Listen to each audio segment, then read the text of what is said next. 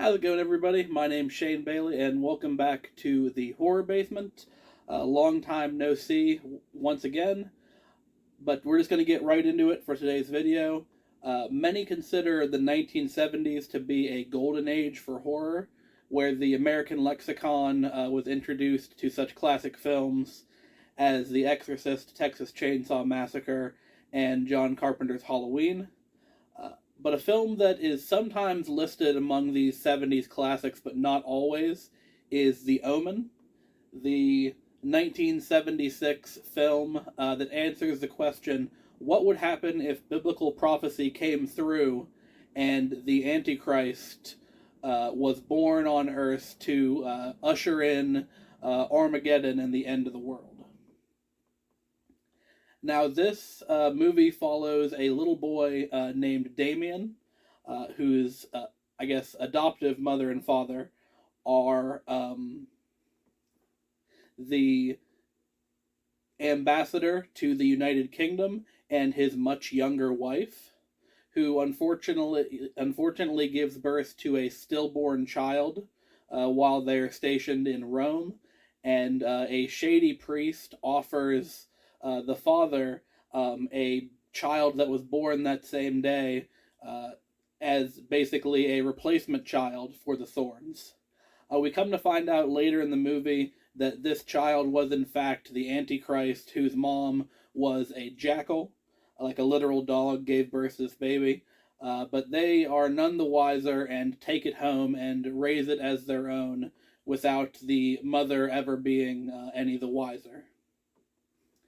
So despite the fact that the first Omen movie has basically been, parodied and spoofed upon to no end, with many focusing on primarily the idea of the evil child or the demonic child, Damien in this first movie actually plays a pretty small role. It's really just like the satanic forces of nature acting around him, and the small, cabal of co-conspirators or Satanists, whatever you want to call them, that are protecting Damien from his parents discovering the truth. And the vast majority of this movie is actually the father and a photographer doing a super fun cross-Europe road trip investigation montage where despite one of them being British and one of them being American, they discover the Book of Revelation and the end times Antichrist prophecy as if it's something that is completely new and foreign to them. But this first movie ends with the father returning to the UK and trying to basically kidnapping and trying to stab his own son with the 6 sacred daggers of this secret monastery that is the only way that Damien can be killed. Unfortunately for Christendom, the bobbies, the police, the constable of England show up and shoot the ambassador dead before he is able to accomplish this. So overall, a very fun, atmospheric, very 70s feeling horror movie. Like I said, Damien, the child, plays a much smaller role than you would expect, but the movie is, has good moments of tension and is very well acted by all involved, and I definitely recommend it. But after watching this, I saw that every single Omen movie was available on HBO Max, so I figured I would delve into the sequels.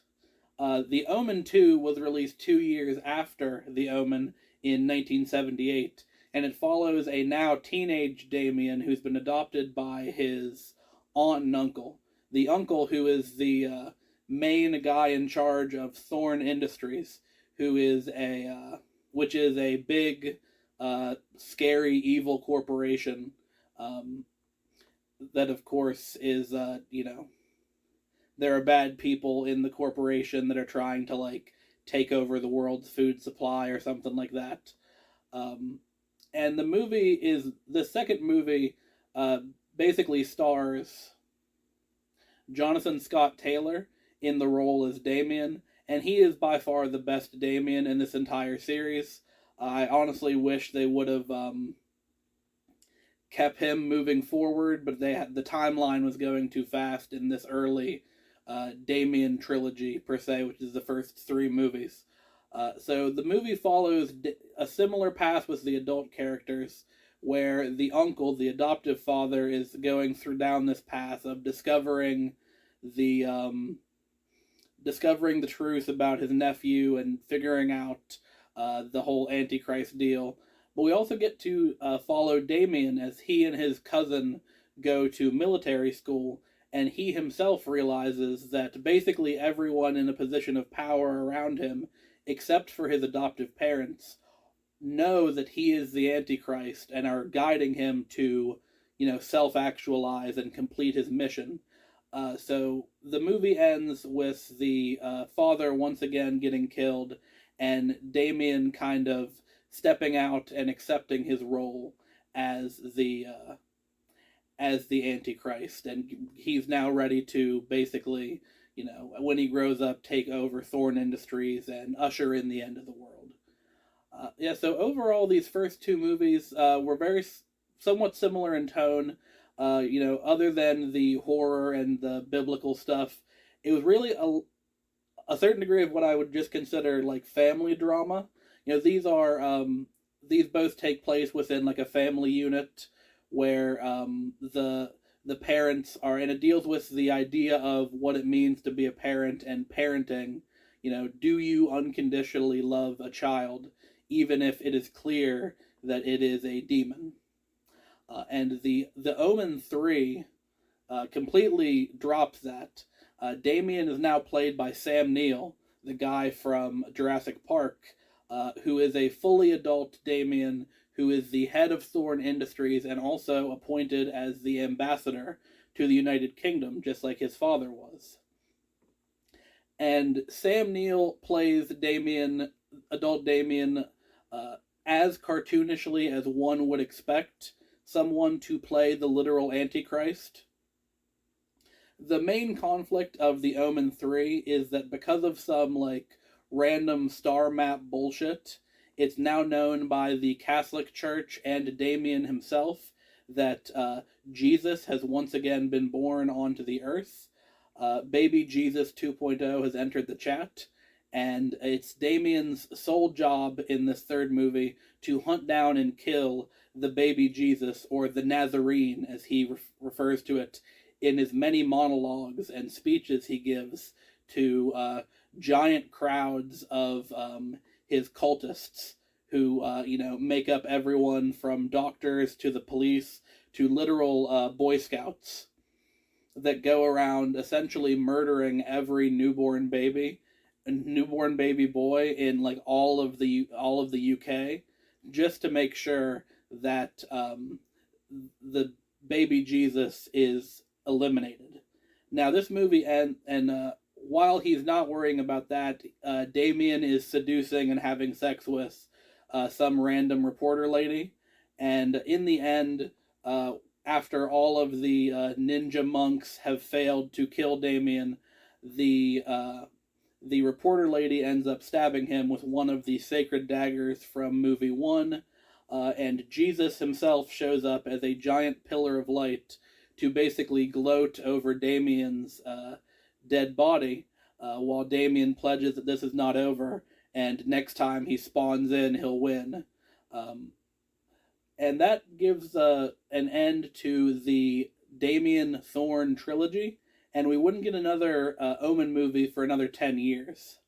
The Omen 4 came out in 1991, 10 years after the Omen 3, and it is not centered around Damien, but instead his daughter, who was born in a previously unmentioned sexual relationship that Damien had, and had hence inherited his Antichrist status somehow.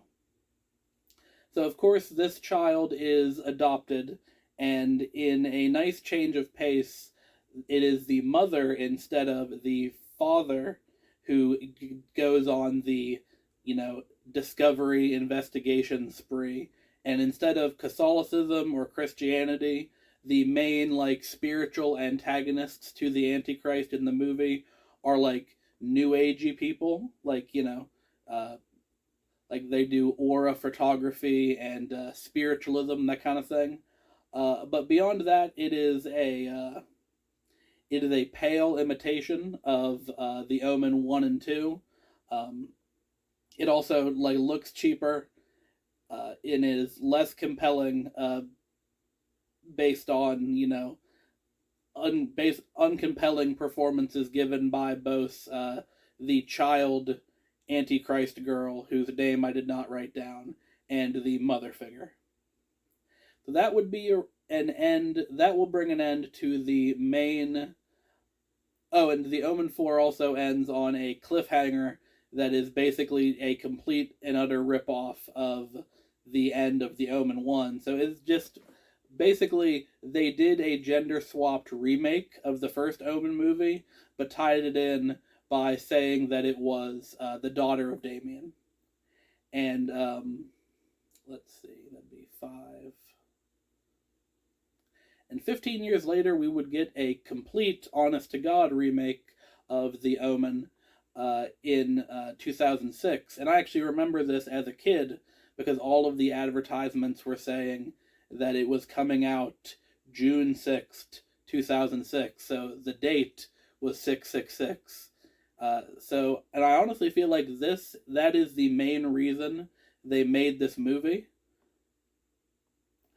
Because except for a few interspersed dream sequences where they could put scary faced demon people in there, this is basically a shot-for-shot remake of the original from 1976, but just filmed on cheaper synthetic-looking sets and devoid of any of the authenticity or visceral 70s film enjoyment that one had watching the original.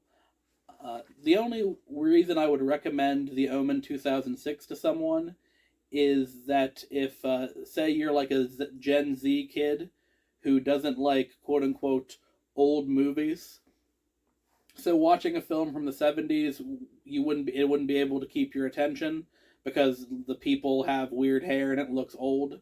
But at this point, a movie from 2006 also looks old and dated to the eyes of the new generation, and arguably the original is held up better than this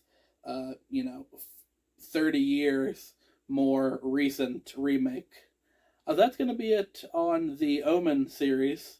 The first two were really good.